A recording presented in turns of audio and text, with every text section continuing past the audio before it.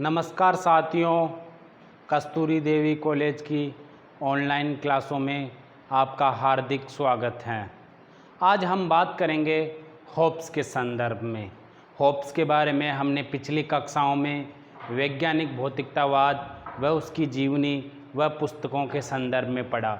इसके अलावा हमने होब्स का जो सामाजिक समझौता था लेवियाथन पुस्तक में, उसके संदर्भ में पढ़ा कि किस प्रकार सामाजिक समझौता होता है, और सामाजिक समझौते की हमने आलोचना भी की और सामाजिक समझौते की विशेषताओं के बारे में भी हमने बात की। लेवियाथन पुस्तक में सामाजिक समझौते का जिस प्रकार से उल्लेख किया गया है उसके बारे में कहा जाता है कि कैल रेडन ने ऐसे कहा कि यह एक विश्वासघातों से बनी हुई पुस्तक है, और उन्होंने ये कहते हुए उसे जला दिया।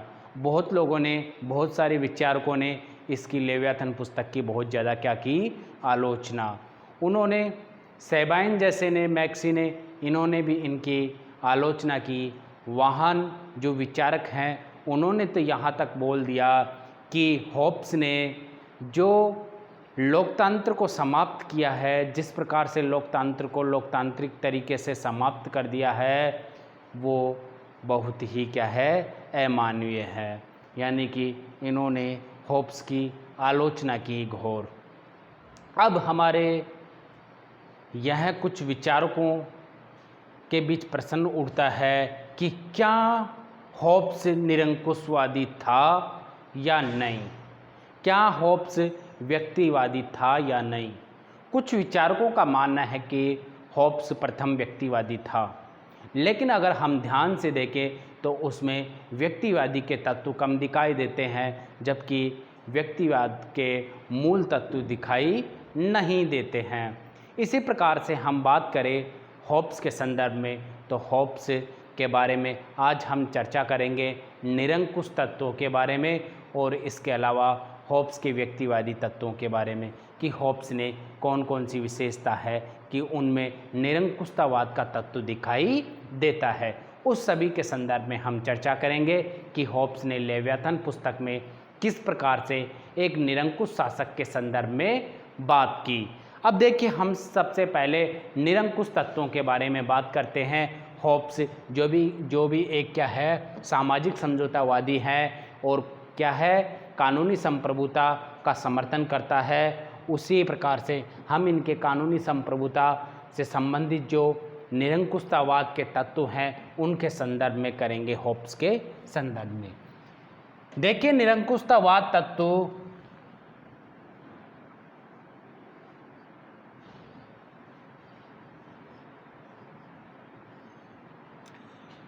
निरंकुशतावाद तत्व में सबसे पहले हम बात करें तो संप्रभुता असीमित।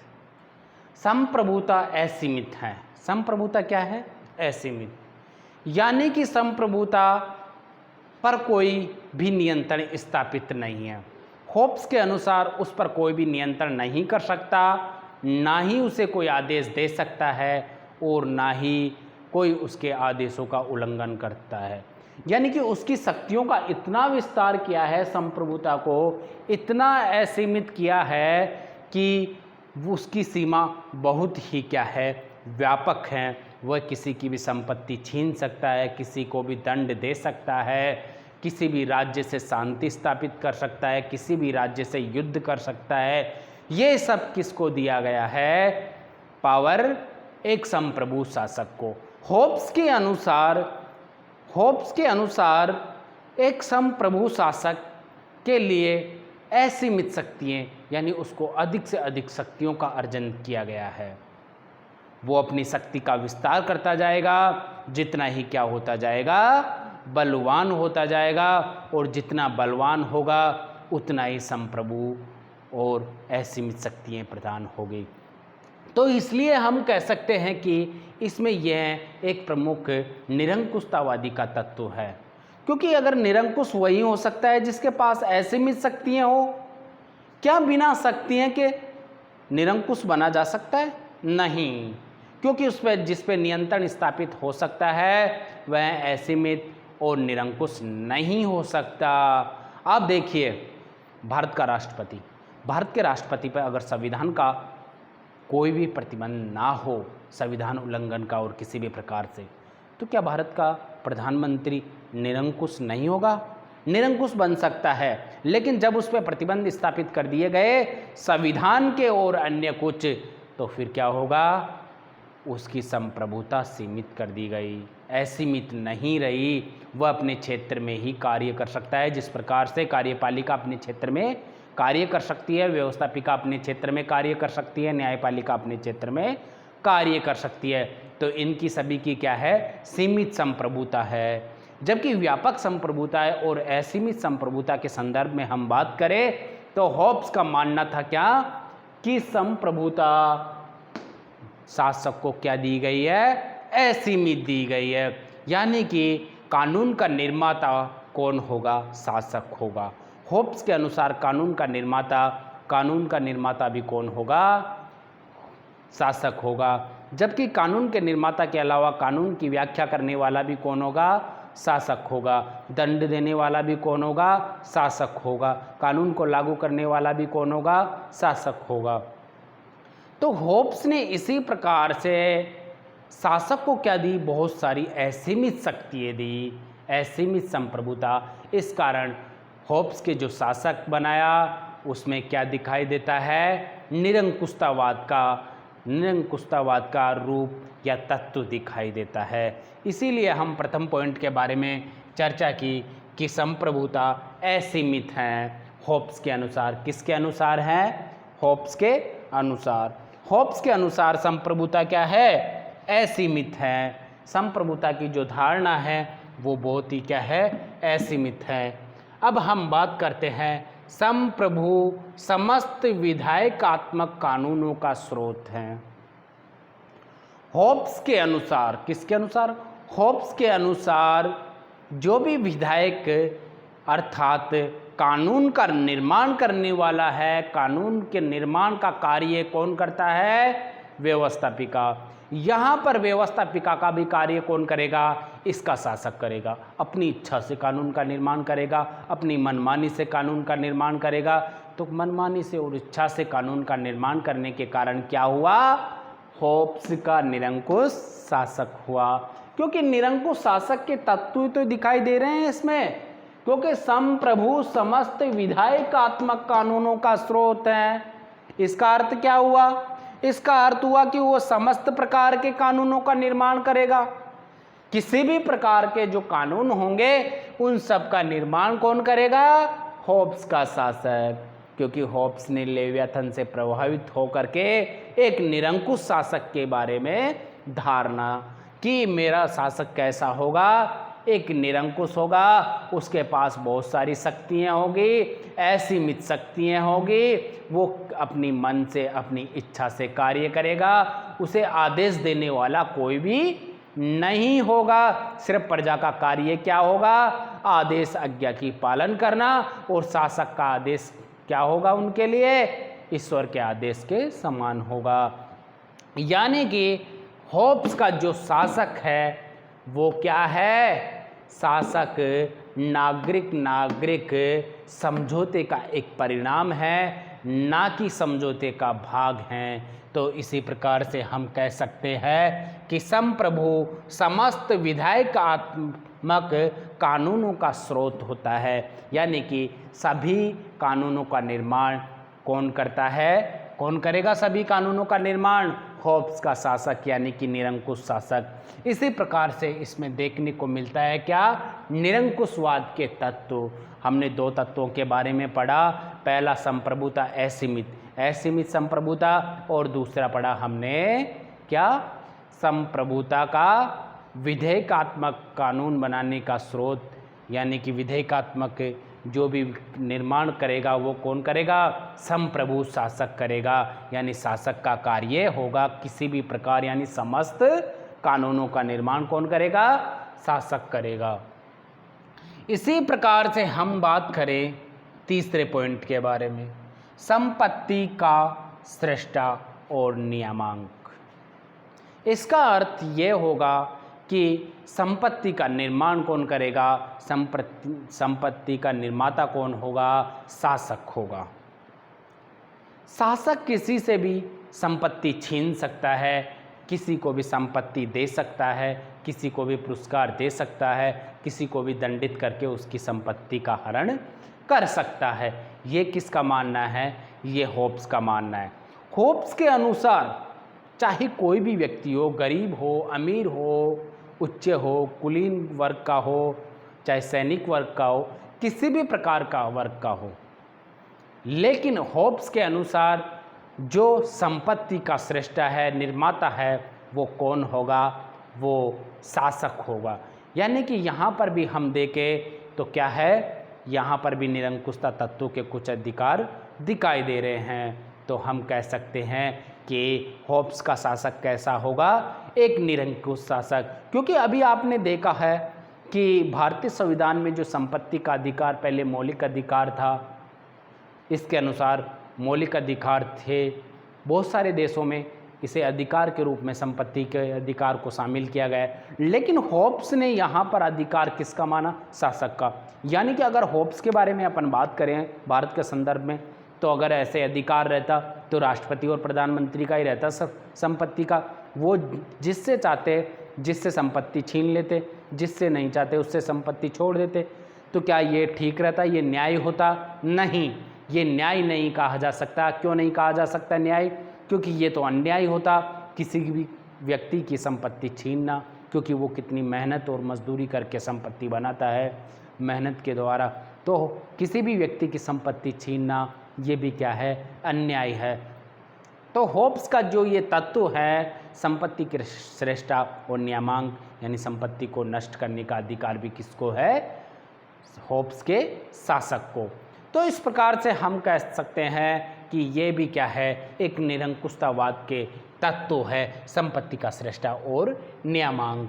हम बात करें प्रशासनिक शक्तियों का स्रोत। जितनी भी राज्य की प्रशासनिक शक्तियाँ हैं, जितनी भी प्रकार की राज्य की प्रशासनिक शक्तियाँ हैं, वो सभी किस में निहित होती है? होब्स के शासक में। होब्स का शासक देखिए जिस प्रकार से,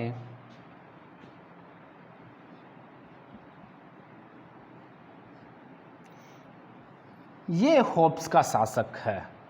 ये होब्स का शासक है। समस्त राज्य में जितने भी प्रशासनिक कार्य होंगे, यानी किसी भी अधिकारी की नियुक्ति, किस अधिकारी को हटाना, किस प्रशासनिक विभाग में क्या कार्य करना है, किसका क्या विकास करना है, क्यों किस प्रशासन से संबंधित कौन से निर्माण का कार्य करना है, नियमों का निर्माण करना है, ये सभी किसके द्वारा किए जाएंगे?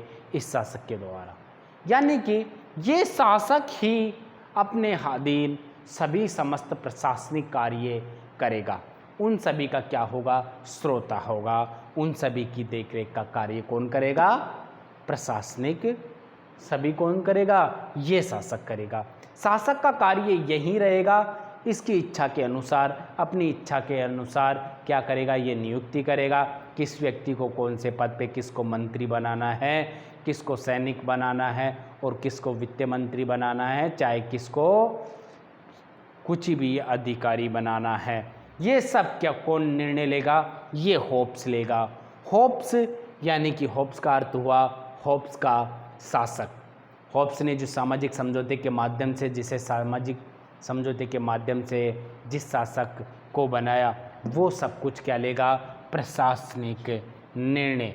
यानी प्रशासनिक जितनी भी शक्तियाँ हो गई, प्रशासनिक जितनी भी शक्तियाँ होगी, जितनी भी प्रकार की प्रशासनिक शक्ति होगी, वो सब किस में निहित होगी? वो सभी होब्स के किस में? शासक में निहित होगी। इस प्रकार से हम कह सकते हैं कि संप्रभु क्या है? असीमित है। संप्रभुता क्या है? असीमित है। संप्रभु समस्त विधेयकात्मक कानूनों का क्या है? स्रोत है। संपत्ति का श्रेष्ठता और नियमांक कौन करता है? शासक। यानी कि तीनों क्या है? निरंकुश तत्व है। किसके है? होब्स के। होब्स के अनुसार शासक में जो तीनों तत्व हैं वो कौन से हैं? निरंकुशता को प्रकट करते हैं। इसी प्रकार हम चौथे के संबंध में बात करें, प्रशासनिक शक्तियों का स्रोत, तो ये भी क्या है? एक निरंकुशता प्रकट करने वाला तत्व है। इसी प्रकार हम बात करें संप्रभु न्याय का स्रोत। संप्रभु न्याय का स्रोत हमने पहले भी बात की है न्याय के संदर्भ में, हमने पूर्व में भी बात की है न्याय के संदर्भ में कि न्याय क्या होता है। न्याय क्या होता है? होब्स के अनुसार न्याय वही है जो शासक कर दे। शासक अपनी इच्छा से जो कार्य कर देता है वही न्याय है, चाहे वो अत्याचार करे, चाहे शोषण करे, किसी भी प्रकार से भय से मुक्ति होनी चाहिए, वही क्या है? न्याय है। यानी कि जो राज्य होगा होब्स का वो भय से मुक्त, भय पर आधारित नहीं होगा, भय से मुक्त संरक्षण प्रदान करेगा, सुरक्षा प्रदान करेगा। ये क्या है? शासक का कार्य। इसी प्रकार से हम इस तत्व के बारे में अगर बात करें तो संप्रभु क्या होगा? न्याय का स्रोत। यानी संप्रभु का प्रमुख कार्य होगा न्याय करना। न्याय कौन करेगा? ये शासक करेगा। राज्य में जितने भी कोई भी अपराध के काम करता है तो उसको दंडित देने का कार्य कौन करेगा? शासक करेगा। शासक का ही कार्य दंडित करना है।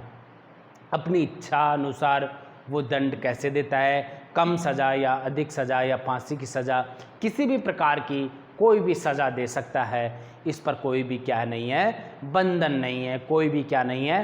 पाबंदी नहीं है। तो होब्स का जो शासक होता है, जिसमें समस्त शक्तियाँ होती है, जिसमें न्यायिक स्रोत होता है, जो संपत्ति का श्रेष्ठा होता है, जिसमें प्रशासनिक शक्तियाँ होती है, इसीलिए कहा जाता है क्या? होब्स का जो संप्रभु शासक होता है वो क्या होगा? निरंकुश होगा। यानी ये भी क्या है? एक निरंकुशता के तत्व है। हम बात करें अगले पॉइंट के बारे में, अधिकार केवल संप्रभु में निहित। देखिए हम इसके बारे में पहले भी चर्चा कर चुके हैं कि प्रजा को सिर्फ कौन सा अधिकार दिया जाता है? आत्मरक्षा का अधिकार। लेकिन यहाँ आत्मरक्षा का अधिकार तो दिया जाता है, लेकिन ये कहा जाता है कि आपको आत्मरक्षा भी किस प्रकार से करनी है? विरोध प्रकट करके नहीं, वहाँ से पलायन करके, वहाँ से भाग करके। यानी हम शासक के सामने क्या नहीं कर सकते? विरोध नहीं कर सकते उसका आदेश का। अगर वह फांसी दे रहा है तो फांसी ही खानी पड़ेगी, या तो वहाँ से भाग जाओ, यहाँ से या तो वहाँ से पलायन कर जाओ, नहीं तो क्या आपको फांसी ही। क्योंकि अधिकारों को कोई भी व्यक्ति या प्रजा को ऐसे अधिकार नहीं दिए गए कि आप शासक का क्या करो? विरोध करो। इसीलिए कहा जाता है कि अधिकारों का निर्माता कौन होता है? शासक होता है। यानी होब्स के अनुसार शासक अपने इच्छानुसार अधिकारों का निर्माण करेगा। अधिकारों को किस प्रकार से वह या तो जन्म दे सकता है या नष्ट कर सकता है। यानी कि होब्स के अनुसार शासक नागरिकों को कुछ अधिकार दे भी सकता है अपनी इच्छा से, नहीं भी दे, उनको नष्ट अधिकारों को नष्ट भी कर सकता है, निर्माण भी कर सकता है। यानी कि अधिकार किसके लिए हैं? अधिकार अगर देखा जाए तो होब्स के अनुसार यहाँ पर अधिकार सिर्फ किसके लिए है? शासक के लिए। यानी शासक ही क्या होता है? निर्माता होता है, अपने अनुसार ही अधिकारों का निर्माण करता है। इस प्रकार से हम कहें तो अधिकारों केवल संप्रभु में निहित है। यानी किस में निहित होंगे? शासक में निहित हैं। शासक में निहित होने के कारण ये कौन सा तत्व है? निरंकुशतावाद का तत्व। यानी हमें यहाँ पर ये दिखाई देता है कि जो होब्स ने शासक बनाया वो कैसा होगा?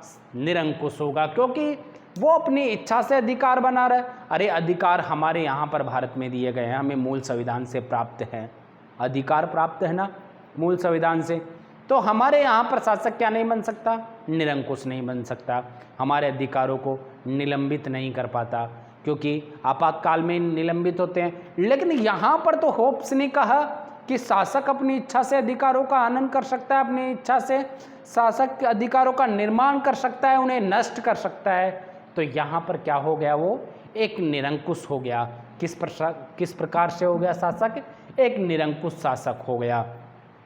इसी प्रकार से हम बात करें अगले पॉइंट के बारे में, युद्ध व शांति का निर्णय। यानी कि होब्स के अनुसार युद्ध व शांति का निर्णय कौन लेगा? वो लेगा कौन? शासक यानी संप्रभु। होब्स के अनुसार वो किसी की माने या ना माने, मंत्री हो चाहे प्रजा हो, कोई भी कुछ भी विरोध करे, अपनी इच्छा अनुसार कार्य करेगा। उसे जहाँ शांति की जरूरत होगी तो शांति करेगा स्थापित, और जहाँ युद्ध की आवश्यकता होगी वहाँ युद्ध करेगा। इस मामले में हम कह सकते हैं कि आंतरिक मामले में ही नहीं, शासक अंतर्राष्ट्रीय मामले में भी मनमानी कर सकता है। यानी कि जो भी बाह्य देशों के युद्ध होंगे या आक्रमण होंगे, उन सभी के बारे में अंतिम निर्णय कौन लेगा?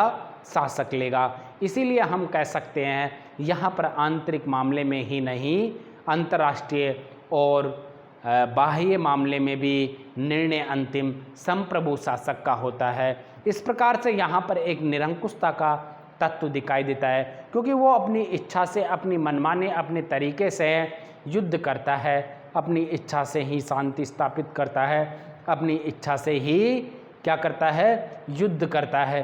तो इस प्रकार से हम कह सकते हैं कि युद्ध व शांति का निर्णायक कौन होगा? युद्ध व शांति का निर्णायक होगा कौन होगा? युद्ध व शांति का निर्णायक शासक होगा।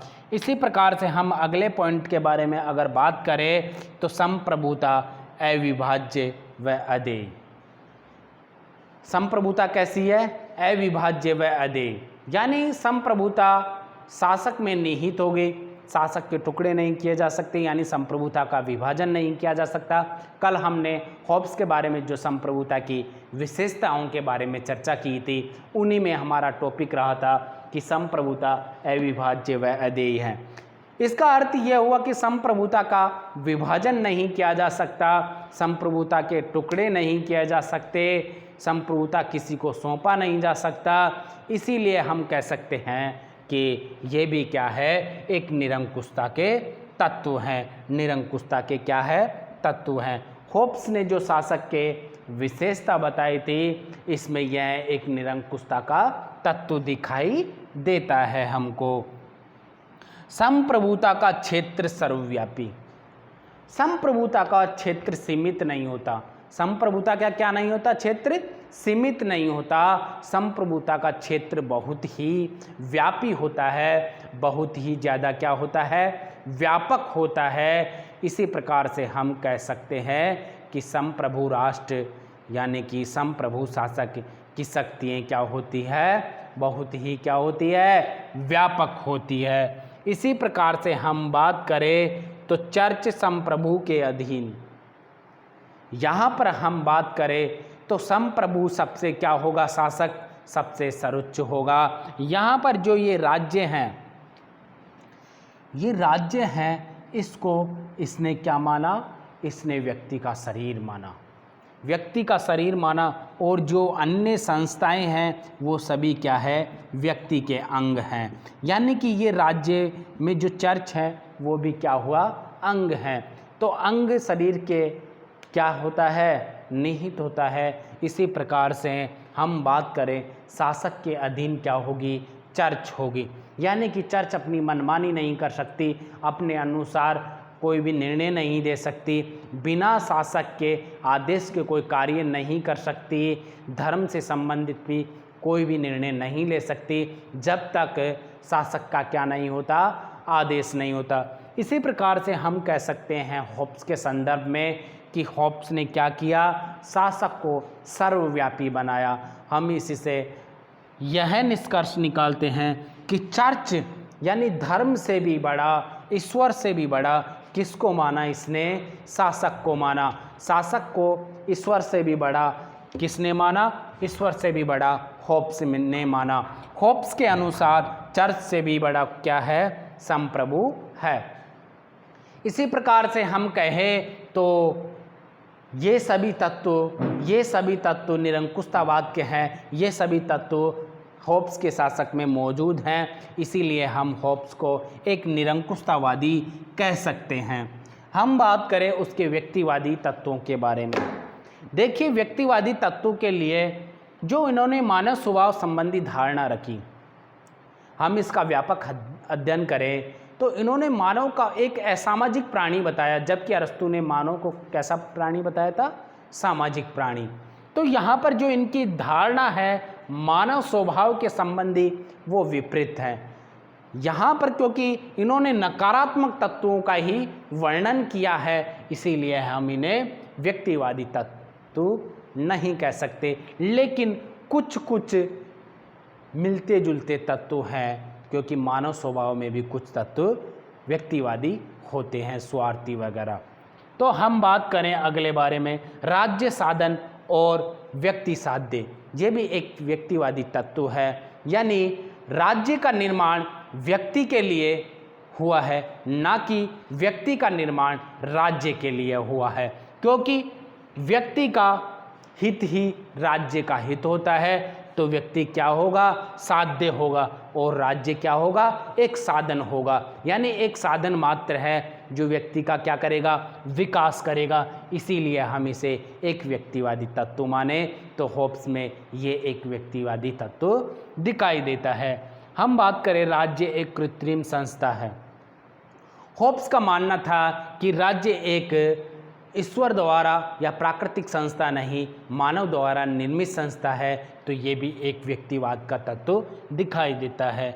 हम बात करें आत्म संरक्षण का अधिकार, हमने इसके बारे में बार बार चर्चा की कि ये अधिकार प्रजा को मिलता है, आत्मरक्षा का, जीवन जीने का ये संरक्षण प्रदान किया है किसने, होब्स ने। तो ये क्या है, एक व्यक्तिवादी तत्व है। हम बात करें राज्य के कार्यों की निषेधात्मक धारणा, यानी कि राज्य के क्या कार्य हैं, राज्य का कार्य है व्यक्ति को भय से मुक्ति दिलाना, राज्य का कार्य आत्म संरक्षण प्रदान करना। तो ये सभी इस प्रकार से हम बात करें तो व्यक्ति का अधिक से अधिक विकास करना।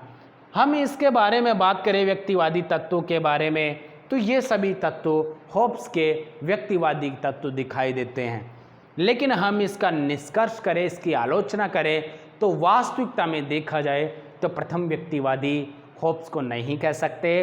प्रथम व्यक्तिवादी होगा कौन, जॉन लॉक, क्योंकि जॉन लॉक ने यहाँ पर मानव स्वभाव का नकारात्मक चित्रण नहीं किया, यहाँ पर मानव का सकारात्मक चित्रण किया, जो कि उन्होंने कहा कि मानव एक सद्गुणी प्राणी है, ईमानदार भी हैं।